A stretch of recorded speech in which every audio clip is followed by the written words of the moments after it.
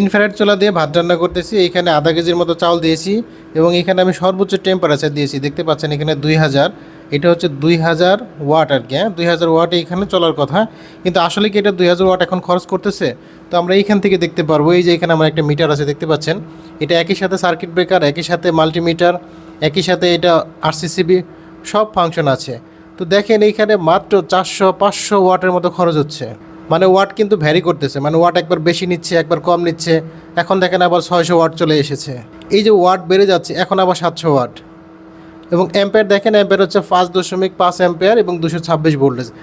এখন আবার 800 ওয়াট চলে এসেছে। তাহলে দেখুন এখানে আমি 2000 ওয়াটে সেট করেছি, কিন্তু আমার অ্যাম্পেয়ার খরচ হচ্ছে কখনো 500, কখনো 1000, কখনো 800।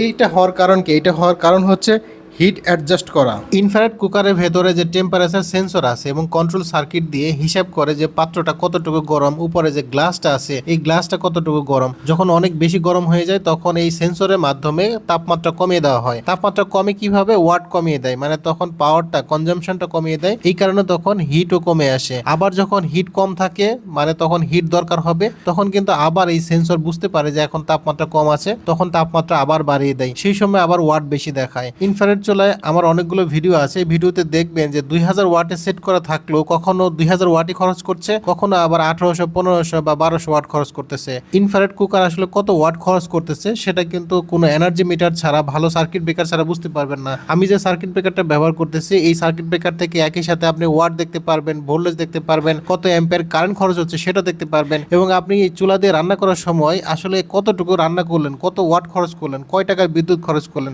সব হিসাব করতে পারবেন। এই ধরনের সার্কিট ব্রেকার কিন্তু বাজারে এখন অ্যাভেলেবল পাওয়া যাচ্ছে, আপনারা চাইলে অল্প দামে কিনে নিতে পারেন। তো আশা করছি বুঝতে পেরেছেন, ইনফ্রারেড চুলা দিয়ে রান্না করার সময় আসলে সবসময় 2000 সেট করা থাকলেও 2000 ওয়াট খরচ করে না, সেটা নিজে নিজে অ্যাডজাস্ট করে। হিট অ্যাডজাস্ট করার কারণে কখনো ওয়াট বেশি খরচ হয়, কখনো ওয়াট কম খরচ হয়।